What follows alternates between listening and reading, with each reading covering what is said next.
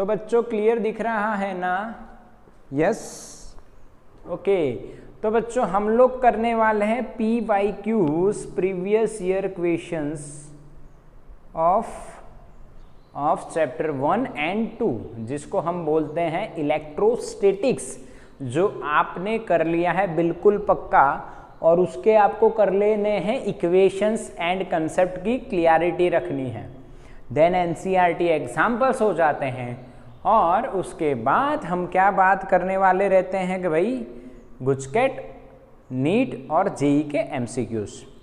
तो हम लोगों ने एक आपको बात बताई थी कि भाई हम लोग PYQs कर लेते हैं, ठीक है। तो अलग अलग हम लोग बात करते हैं, अलग अलग PYQs हम करते हैं, जिससे आपका कंसेप्ट बिल्कुल स्ट्रांग हो जाए। तो सबसे पहला एक क्वेश्चन मैं लेता हूँ नीट का बेटा, और नीट का जो क्वेश्चन है वो है 2019 का, 2019 का क्वेश्चन मैं पढ़ता हूँ। 2 point charges A and B having charges Q and minus Q respectively are placed at certain distance apart and a force acting between them is F।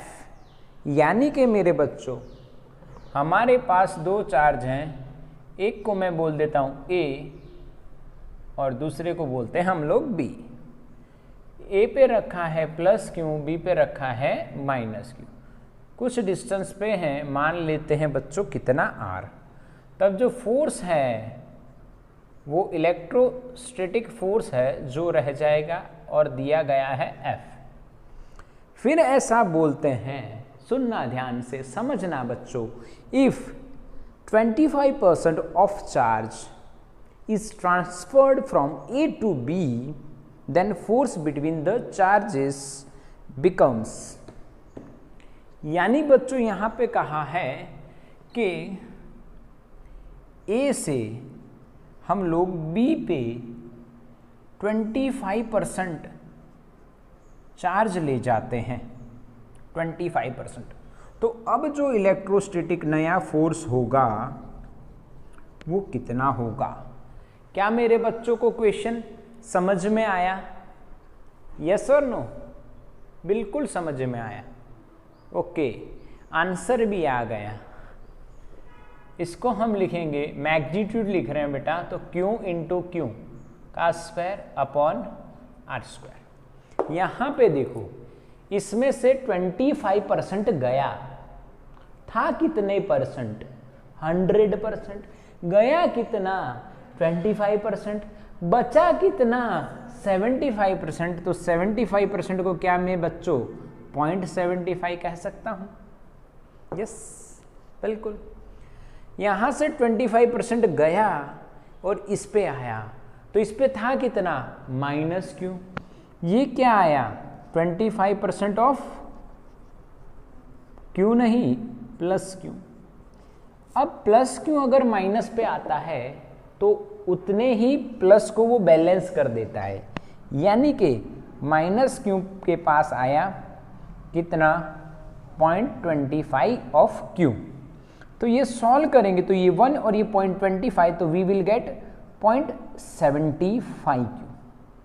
तो यहाँ पे भी बच्चों 0.75 Q बचेगा। यस और नो? समझ में आया? बस खत्म, यही है सॉल्यूशन आपका। अब आप लिखोगे F dash, here new electric force, उसको मैं क्या कहता हूं? F dash is equals to हो जाएगा कि 0.75 into Q whole square upon R square. तो मैं 0.75 का स्क्वायर और Q का स्क्वायर कर देता हूं। समझ में आया? 0.75 इंटू 0.75 माइनस नहीं लिख रहा हूं क्योंकि मैग्नीट्यूड ऑफ फोर्स लिख रहा हूं। 0.75 इंटू 0.75, 0.75 का स्क्वायर, Q इंटू Q का स्क्वायर अपॉन डिस्टेंस। उन्होंने बोला नहीं है कि आप चेंज कर रहे हो ऐसा कुछ भी, तो R ही रखना है। अब इस सॉल्यूशन की बात आप यहाँ पे देखो तो K Q square upon R square की जगह आप क्या रखोगे बेटा, एफ, बचा क्या 0.75 यानी 75 अपॉन 100 का स्क्वायर। अब ये पता है आपको 75 25 से कट हो जाएगा तो 25 3 जा और ये 4 जा और 3 का स्क्वायर क्या मेरे बच्चों 9, 4 का 16, we will get this answer 9/16f। क्या बच्चों आया किसी का आंसर के नहीं? मैसेज करो। चलो बच्चों क्लियर हुआ कि नहीं? PYQ में ये बात आपकी बिल्कुल क्लियर हुई। अच्छा अब दूसरा PYQ देखते हैं जो 2017 के हिसाब से नीट में पूछा गया है। अच्छा क्वेश्चन है, बढ़िया क्वेश्चन और कंसेप्ट क्लियर होना चाहिए तो आपको ज़रूर से कामयाबी इस क्वेश्चन में मिलनी है। चलिए देखिए क्वेश्चन क्या है बेटा, बहुत ही उम्दा क्वेश्चन बोल सकते हैं इसको। देखिए क्वेश्चन है, suppose charge of a proton and an electron differ slightly, one of them is -e, यानी बोला है 17 में उन्होंने इलेक्ट्रॉन का जो चार्ज है वो है बच्चों -e और प्रोटॉन का जो चार्ज है वो है बेटा +e + ΔE। ओके, यानी एक का -e है, दूसरे का e + ΔE है। क्या समझ में आया? दोनों में डिफरेंस कितना है बेटा, ΔE मैग्नीट्यूड में, इसका -e, इसका e + ΔE। ओके, अब if the net electric force और electrostatic force and gravitational force between two hydrogen atom placed at a distance d apart is 0, यानी उन्होंने क्या कहा है कि हाइड्रोजन एटम आपको लेने हैं 2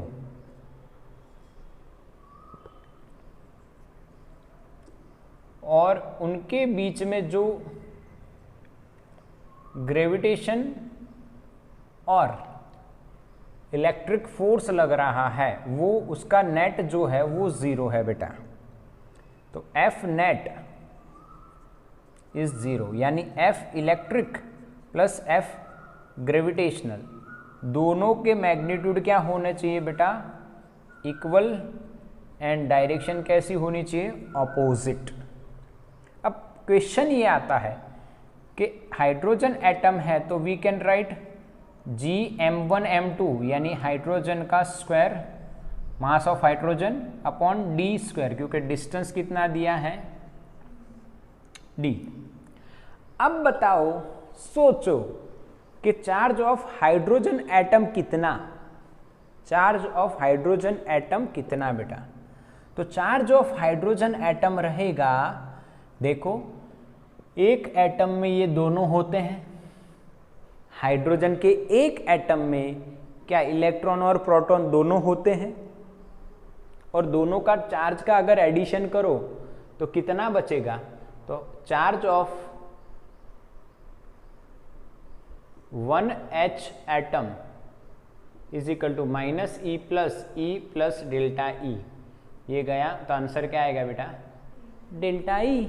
यस, तो इसका चार्ज कितना मेरे बच्चों, ΔE, इसका चार्ज भी कितना मेरे बच्चों, ΔE। तो हमारा यहाँ पे K Q1 Q2 है, यानी ΔE का स्क्वायर अपॉन d स्क्वायर। क्या बच्चों, d स्क्वायर कट, यस, तो हमें निकालना है ΔE। तो ΔE का स्क्वायर हो जाएगा G mass of hydrogen square upon K। तो ΔE आप क्या लिखोगे बेटा, √G/K into mass of hydrogen, square का रूट हो गया। यस और नो, समझ में आया? अब ऑप्शन आप देखोगे तो ये आपको एक ऑर्डर दिया गया है, क्या दिया गया है, ऑर्डर, और हमारा आंसर बताया जाएगा -37 के अराउंड आएगा। कितना आएगा बेटा, -37 अप्रोक्सीमेटली। आप ये सॉल्व कैसे करोगे, वैल्यू पुट करो। जी की वैल्यू क्या मेरे बच्चों, 6.67 इंटू 10⁻⁻11। समझ में आया?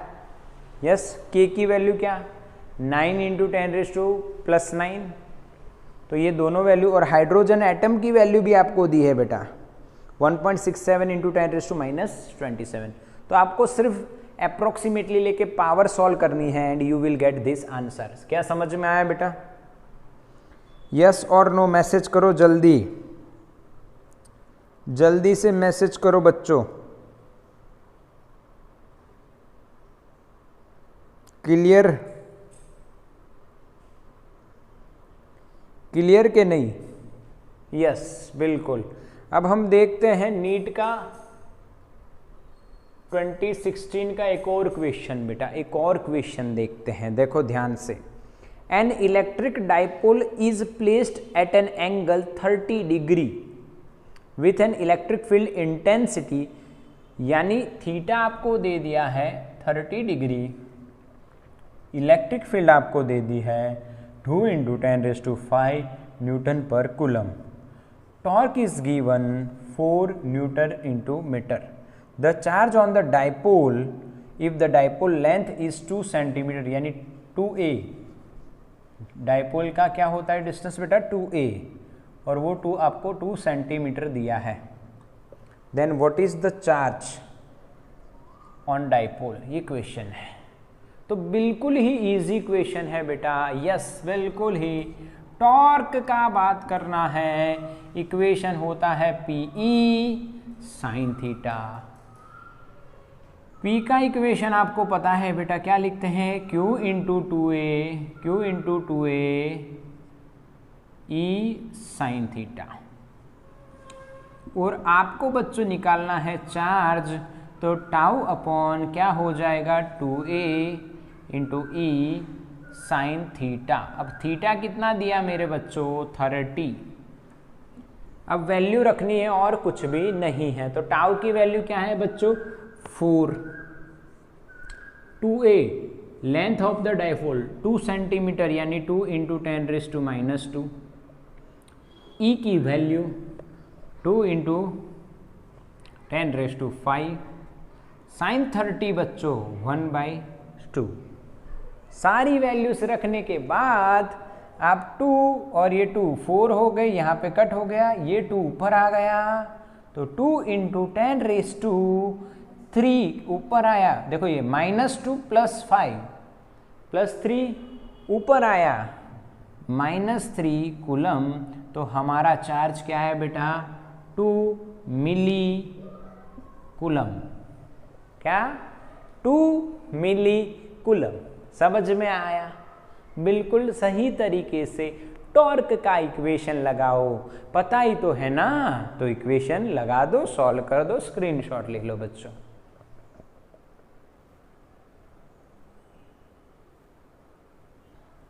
चलो बच्चों क्लियर दिखा है ना?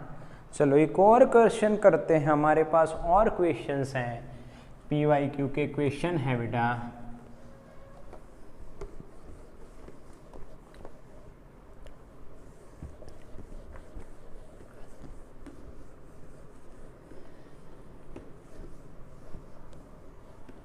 देखो और क्वेश्चन किस तरह से हम सॉल्व करते हैं, एक बढ़िया क्वेश्चन लेते हैं। 2020 का क्वेश्चन है, स्फेरिकल कंडक्टर है हमारे पास, नीट 2020 का क्वेश्चन है। देखो क्या क्वेश्चन है बेटा, spherical conductor of radius 10 centimetre has a charge of 3.2 into 10⁻⁻7। तो एक स्फेरिकल कंडक्टर है, उसकी रेडियस हमें 10 सेंटीमीटर दी है और उस पर कंटिन्यूसली चार्ज डिस्ट्रीब्यूटेड है, और वो कितना है बेटा, 3.2 into 10⁻⁻7 coulomb. What is the magnitude of the electric field at a point 15 centimetre from the center of the sphere? तो बच्चों 15 सेंटीमीटर पे जाने के बाद उन्होंने हमें क्या फाइंड करने के लिए बोला है बेटा, magnitude of electric field, that means electric field हमें निकालनी है। तो बच्चों ये आपको मैंने बताया हुआ है, ये कार्टून जैसा है। कार्टून में कोई कार्टून आप देख रहे हो तो वो लोग अर्थ के बाहर जाते हैं, तो अर्थ कैसी दिखती है बच्चों? Point charge. बस ये पॉइंट चार्ज ही लगाना है बेटा। इलेक्ट्रिक फील्ड क्या हो जाएगी? KQ/R का स्क्वायर। K की वैल्यू हमें पता है 9 × 10⁹, Q की वैल्यू भी हमें पता है 3.2 × 10⁻⁷। R का स्क्वायर बेटा कितना? 15 का स्क्वायर। 15 का स्क्वायर होता है 225 × सेंटीमीटर यानी 10⁻², उसका स्क्वायर 10⁻⁴ होता है। उसका स्क्वायर कितना होता है? 10⁻⁴ होता है। अब चलो कहानी को सॉल्व करते हैं। कैसे?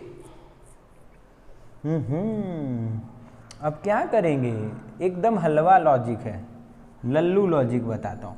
ये मैं डायरेक्ट भी कर सकता हूँ, पर मैं आपको यहाँ पे लिख के बता रहा हूँ। 900 × 10⁻7 कर देंगे, 3.2 × 10⁻⁷ हो जाएगा। यहाँ पे 225 × 10⁻⁴ हो जाएगा। अब ये 225 का डबल क्या होता है? करो तो मेरे बच्चों, 225 का डबल 450, 450, उसका डबल करो तो क्या होता है? 900। तो 225 को आप 4 से मल्टीप्लाई करोगे, यू विल गेट 900। यस। 32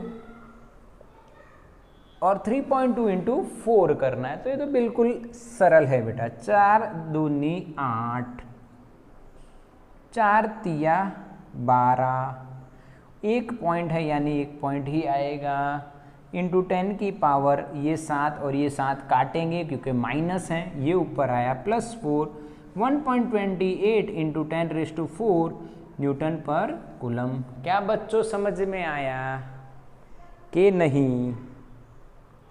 या नहीं? मैसेज करो जल्दी से। एक और अच्छा क्वेश्चन लेते हैं नीट का। 2008 2008 ये समझ में आया ना बच्चों? अब 2008 का क्वेश्चन देखो। ए थिन कंडक्टिंग रिंग, अच्छा 10⁻, क्या हुआ बेटा? यस सॉरी, जल्दबाजी में बच्चों 4 कर दिया, इधर आएगा तो 5 पावर आएगा। यस आप सही हो बच्चों, बिल्कुल। चलो एक और क्वेश्चन है। A thin conducting ring of radius r given charge +Q। एक रिंग है जिसके ऊपर टोटल चार्ज कितना है बेटा? +Q। The electric field at the centre O of the ring due to the part AKB of the ring is AKB, C and D। यानी electric field at centre at O due to AKB is E। तो आपको find करनी electric field due to ACDB कितनी? बताइए क्या answer रहेगा बेटा? बताओ क्या आंसर रहेगा? यानी ये यूनिफॉर्मली चार्ज आपने रख दिया +Q, ठीक है। तो सेंटर अगर O लिखता हूं मैं, तो E एट O क्या होगा बेटा? 0, क्योंकि यूनिफॉर्मली चार्ज रिंग है और सेंटर पे फील्ड फाइंड करनी है। तो इस प्लस की किधर जाएगी? इधर। इस प्लस की उधर, अपोजिट। हर एक पार्ट की जो फील्ड होगी, इस पार्ट की फील्ड इधर जाएगी, इस पार्ट की फील्ड इधर जाएगी, दोनों के अपोजिट हो जाएगी दोनों की। तो आंसर क्या आएगा? 0। तो total field is 0 at centre. अब वो अगर हम इस रिंग को 2 पार्ट में माने, एक पार्ट है बेटा AKB, तो electric field due to AKB plus electric field due to ACDB, बाकी का पार्ट टोटल क्या होगा बेटा? 0 होगा। यस।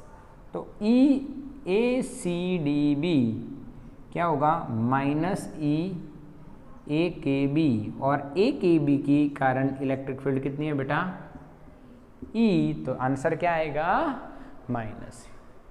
अब देखो इसके कारण जो फील्ड मिलेगी वो इधर रहेगी, तो इसके कारण जो फील्ड मिलेगी वो इसके एग्जैक्टली ऑपोजिट में रहेगी।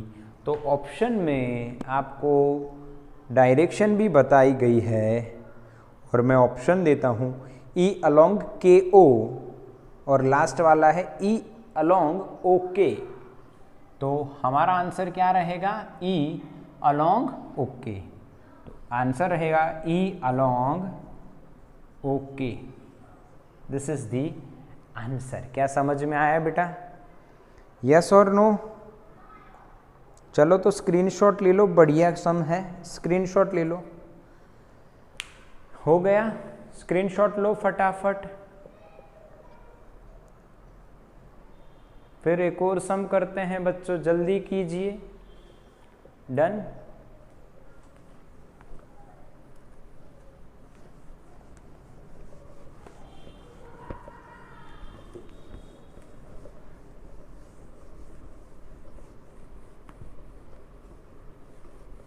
चलिए एक बढ़िया सम और कर लेते हैं। PYQ देखो कितना बढ़िया है। नेक्स्ट सम क्या है, आइए देखते हैं। ये क्वेश्चन है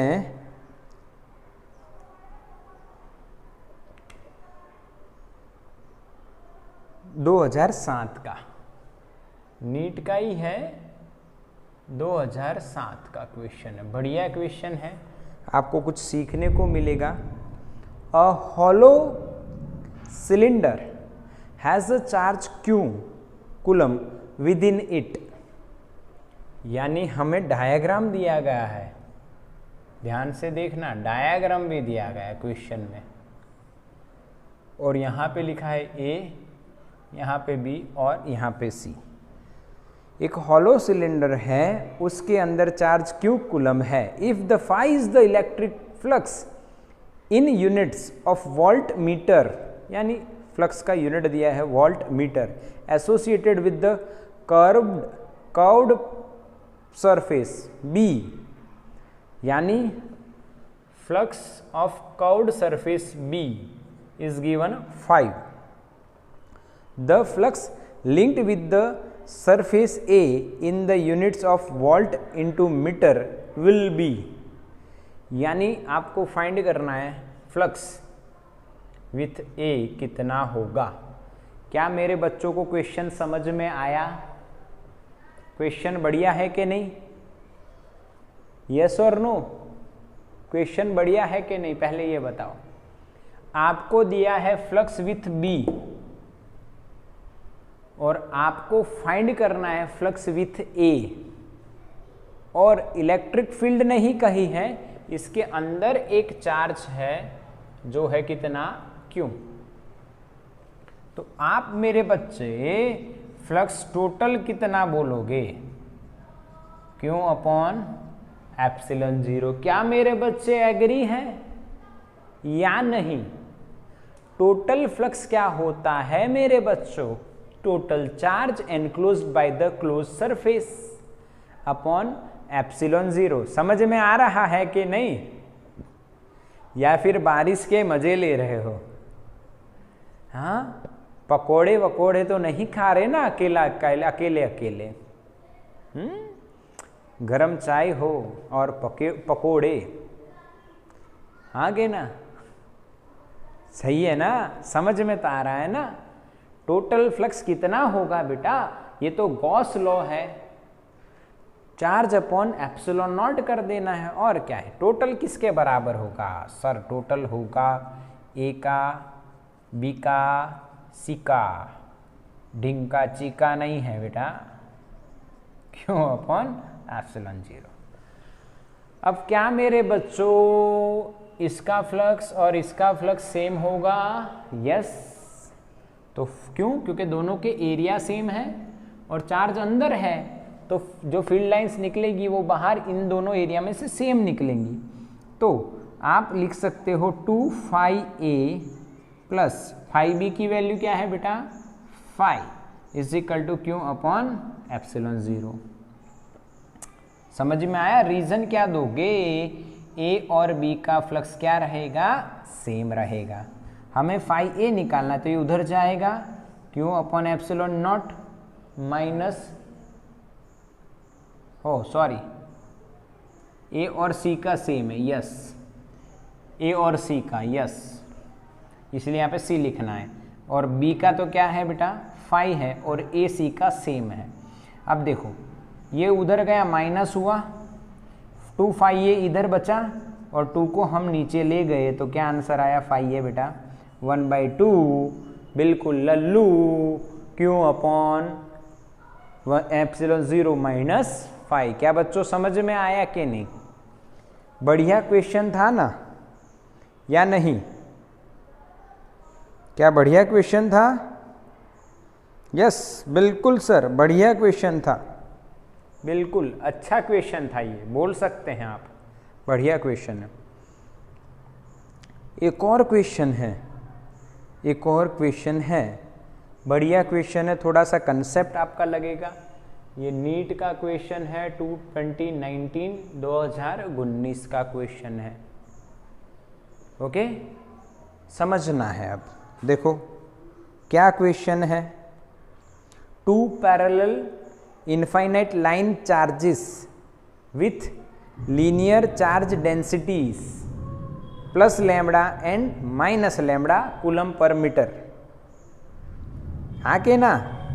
2 parallel infinite line charges, okay, at a distance 2r in free space. यानी मैं डायग्राम बनाता हूं, समझना, ये बढ़िया क्वेश्चन है। इनफाइनाइट है ये, इस पे प्लस लैम्बडा है, और इससे 2r दूरी पे दूसरा एक इनफाइनाइट लाइन चार्ज है जिस पे माइनस लैम्बडा है, कूलम पर मीटर, वो उसका यूनिट है दोनों का। अब क्वेश्चन ये है, what is the electric field mid way between the 2 line charges. यानी यहाँ पे मिड पॉइंट अगर आप मानो, जो यहाँ से r दूरी पे होगा, वहाँ पे आपको इलेक्ट्रिक फील्ड निकालनी है।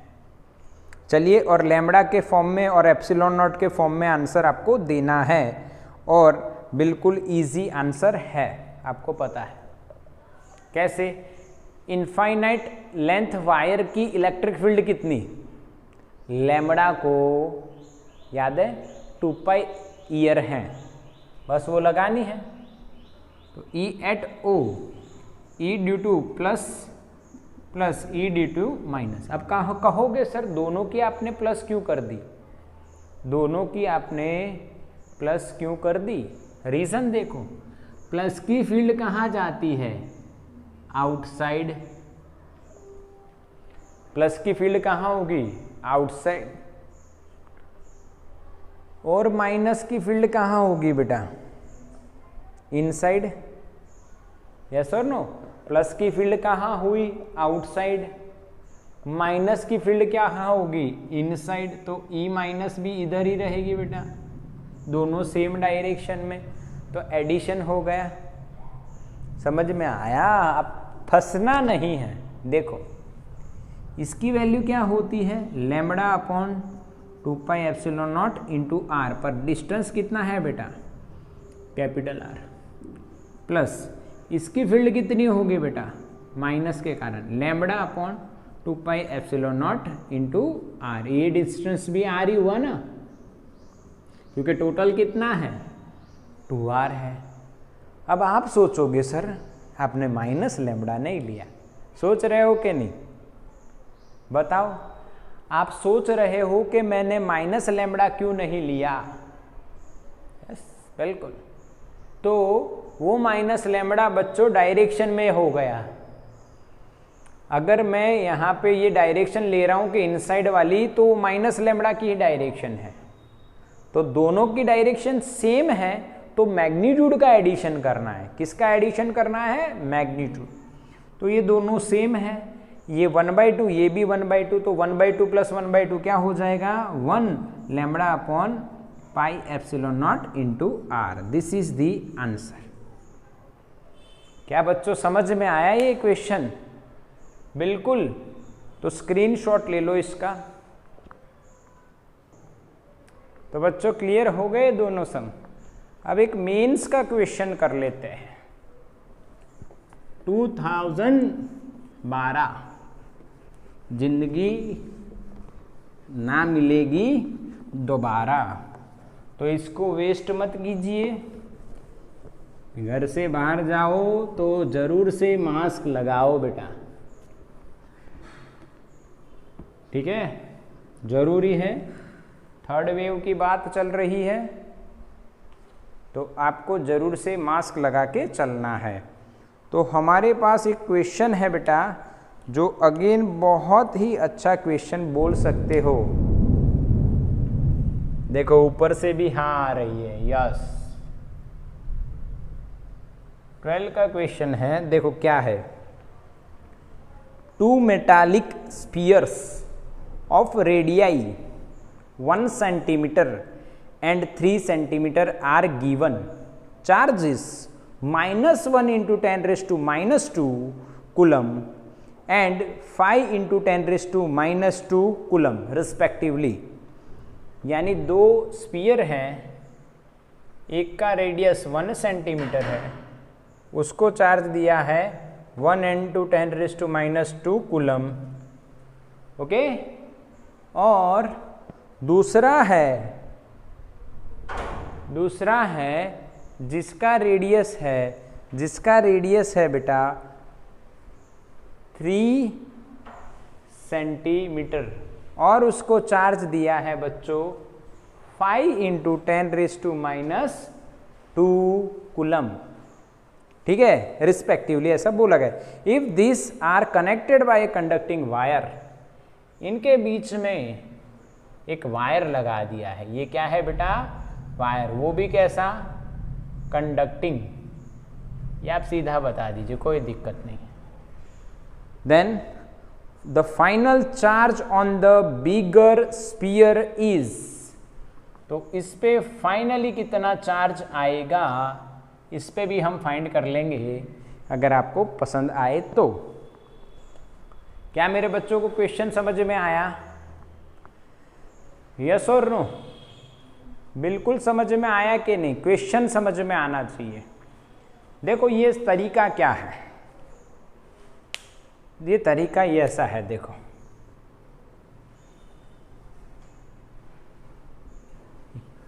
यहां पे पानी गिर रहा है बच्चों। क्या गिर रहा है? पानी यहां पे गिर रहा है, बारिश आ रही है, तो पानी किधर जाएगा बताओ? नीचे। कब तक जाएगा? जब तक सेम ना हो जाए, हाँ के ना? यस।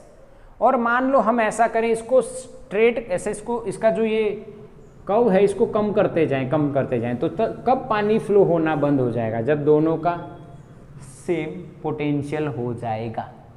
यस और नो? क्या हो जाएगा? सेम पोटेंशियल हो जाएगा। तो जब दो डिफरेंट चार्ज वाले स्फीयर अगर एक दूसरे के कांटेक्ट में आते हैं तो क्या होता है? तो बच्चों चार्ज का फ्लो होता है। क्या होता है? चार्ज का फ्लो होता है। कब तक होता है? जब तक उनका पोटेंशियल सेम नहीं हो जाता। ये Q1, ये Q2 और ये अंतिम Q1 डैश और अंतिम Q2 dash after equilibrium. Equilibrium का मतलब यानी चार्ज फ्लो बंद होना। वो कब बंद होगा? जब दोनों का पोटेंशियल सेम, जिसको हम क्या बोलेंगे बेटा? Common potential. वो लिखा जाएगा बेटा Q इक्विवेलेंट, हाँ, और total charge Q1 plus Q2 upon total capacitance C1 plus C2। हमने यहाँ पे स्मॉल कर देना है या इधर कैपिटल कर देते, कोई दिक्कत नहीं है। Q1 Q2 एडिशन करो, 5 - 1 4 into 10 raised to -2 तो कॉमन आ गया ना, ओके। अपॉन में C1 प्लस C2। यहाँ पे थोड़ी सी बात आपको समझ में आनी चाहिए। जो मैं लिख रहा हूँ वो मैं डायरेक्टली लिख रहा हूँ 9 into 10 raised to 9 और यहाँ पे रहेगा बच्चों 1 सेंटीमीटर प्लस 3 सेंटीमीटर इंटू 10⁻⁻²। क्या समझ में आया बच्चों? तो कि सर नहीं, तो मैं यहाँ पे लिख रहा हूँ Q1 की वैल्यू -1 इंटू 10⁻² प्लस Q2 की value 5 into 10⁻² divided by C1 यानी इसका कैपेसिटेंस 4πε0 इंटू R1 प्लस इसका 4πε0 इंटू R2। क्या समझ में आया बच्चों? अब 4πε0 कॉमन आ गया तो 1/4πε0 की जगह मैंने क्या लिख दिया 9 इंटू 10⁻⁹ और R1 कितना बच्चों 1, R2 कितना 3, तो 1 + 3 पर दोनों का सेंटी यानी 10⁻²। बोलो इतना समझ में आया बेटा? हाँ कि ना? मैसेज करो, यस और नो मैसेज करो जल्दी से। क्या ये बातें समझ में आ रही हैं? कहानी समझ में आ रही है कि नहीं? यस बिल्कुल। तो अब इसको सॉल्व करेंगे। 3 + 1 4 -2 कट, तो answer will be 9 into 10⁹ volt. ठीक है, ये हमारा क्या है बेटा? Common potential. अब हमें फाइंड करना है Q2 dash, final charge on big sphere. तो Q2 = क्या बच्चों? C2 into we.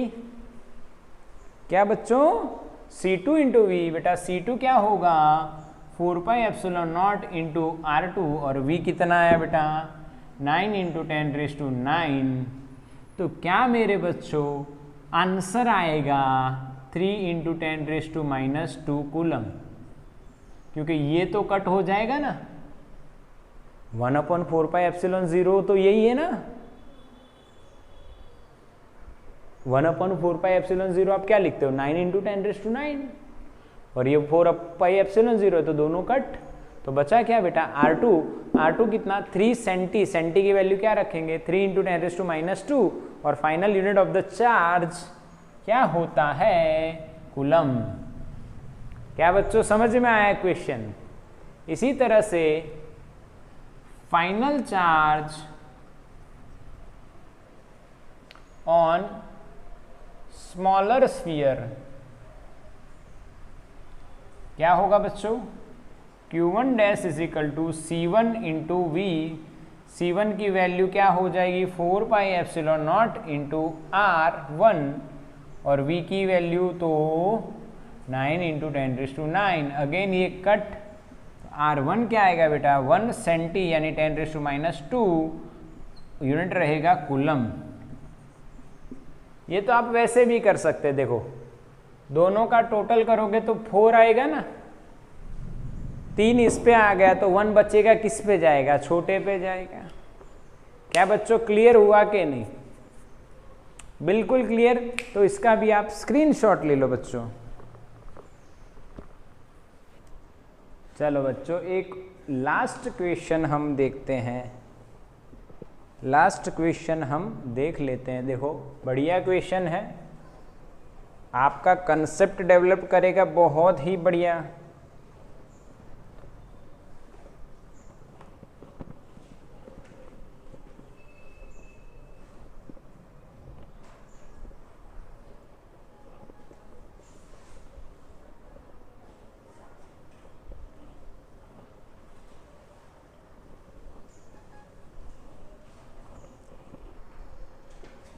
देखो क्या है क्वेश्चन।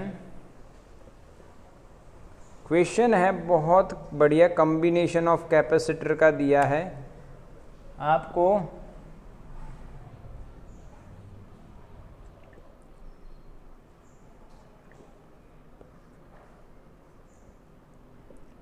यहाँ पे K1, यहाँ पे K2, यहाँ पे K3 और यहाँ पे K4। इसका एरिया A/3, इसका एरिया A/3 और इसका एरिया भी A/3 और ये एरिया A और यहाँ पे डिस्टेंस d।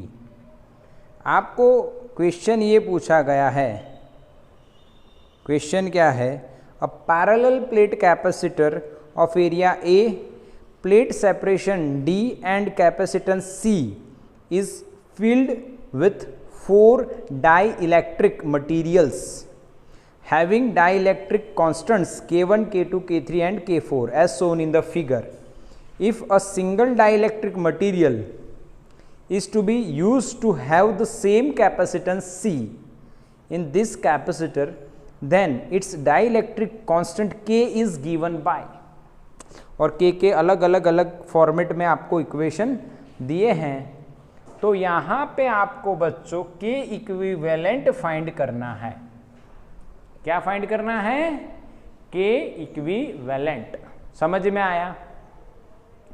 अब जब आपके पास में पेपर आए तो ये पेपर को आप ऐसे घुमा दो, क्योंकि जब हम कैपेसिटर की प्लेट की बात करते हैं तो बेटा ये ऐसे दिखेगी हमें, यस और नो? हाँ के ना? यही जो डायग्राम है वो आपको ऐसे घुमा के देखना है, तो आपको ऐसा दिखेगा बेटा, और यहाँ पे आपको K1, K2 और K3 दिख जाएंगे। ये A/3 हो गया, यहाँ पे K4 और ये A हो गया। समझ में आया कि नहीं? यस, बिल्कुल। अब आपको इसका इक्विवेलेंट फाइंड करना है। जो C आपको दिया है, यहाँ पे भी C होता है, और इसको हटा के अगर हम लोग एक ही डाइइलेक्ट्रिक रखते हैं, कितना डाइइलेक्ट्रिक रखते हैं? एक ही, तो क्या हो जाएगा? K equivalent, and we have to find out the value of K equivalent. तो इसको सॉल्व करने का तरीका समझिए, आप आराम से भी कर सकते हो। इसका कैपेसिटेंस C1, इसका C2 और इसका C3। तो ये डायग्राम अगर आप सोचो तो आपको ये डायग्राम इस तरह से दिखेगा। अगर आप अच्छे से सोचो तो सही है। K4 का यहाँ पे C4, इसका C1, इसका C2 और ये हो गया C3। बोलो समझ में आया? ये तीनों पैरेलल हुए कि नहीं? एक दूसरे के ऊपर रखे हुए हैं, parallel connection, and the resultant of this C1 plus C2 plus C3। समझ में आ रहा है? यस। इसका अगर आप इक्विवेलेंट फाइंड करेंगे तो you will get C1 plus C2 plus C3। Now what is C1?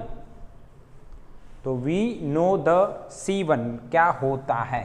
ये टोटल डिस्टेंस कितना है बेटा? D। तो आधा कितना होगा? D/2। ये आधा कितना होगा? D/2। तो what is C1? A epsilon not by D। A means what? Area. पर C1 के लिए आपको एरिया कितना मिल रहा है बेटा? A/3। एप्सिलॉन नॉट और मीडियम का डाइइलेक्ट्रिक कितना है बेटा? K1 अपॉन डिस्टेंस कितना है दो प्लेट के बीच की बात करें तो आप D/2। समझ में आया? इसका भी same A/3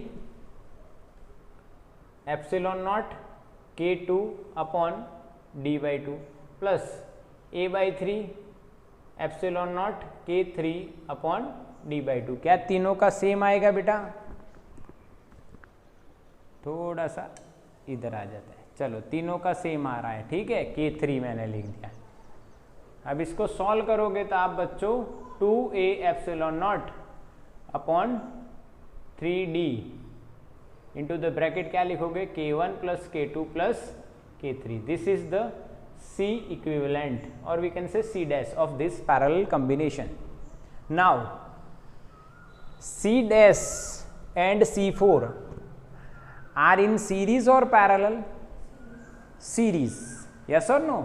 C dash equivalent of this 3 and this C4 are in series.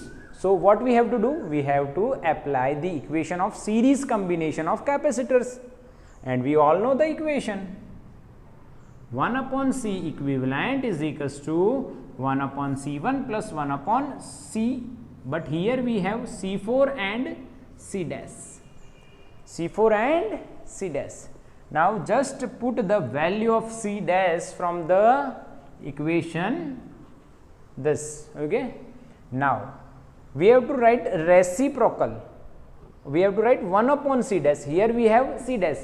तो क्या करेंगे, इसको उल्टा कर दो, 3D upon A epsilon not 2A epsilon not, और क्या है यहाँ पे K1 plus K2 plus K3 plus